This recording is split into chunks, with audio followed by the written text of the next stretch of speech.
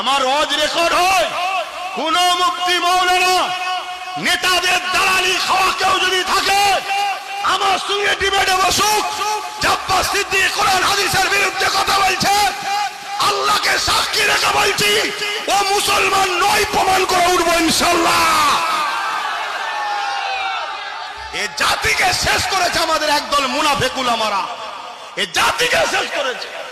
শুধু গলা লম্বা করে বলবে রাজনীতি করি না, আর অথচ নেতাদের সঙ্গে শুধু ঘুরঘুর করে। হ্যাঁ, তোমাদের সব থেকে বড় ক্ষতি করেছে।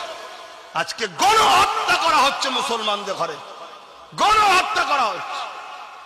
আমরা যদি পশ্চিম বাংলায় 30% বাইরে হই, আমরা জেলে আছি 55%। তাহলে এই যে হাজার হাজার মুসলমানের ঘরের ছেলেকে মিথ্যা গেজার মামলায় ভরে দিয়েছে, কত হাজার হাজার পরিবার শেষ হয়ে গেছে জানো? একটা পরিবার একটাই ছেলে। কটা ছেলে? একটাই ছেলে বাইরে কাজ করে। গত 8-10 দিন আগে তাকে মারতে মারতে মেরে ফেললো। কেন? মুসলমান। রাজ্যে কাজ বাইরে গেছে, সে মরে গেল। সে তো মরে গেল, তার বাপ, তার পরিবার, তার স্ত্রী, তার বাচ্চার লাইফটা কি হলো? সেটাও তো শেষ।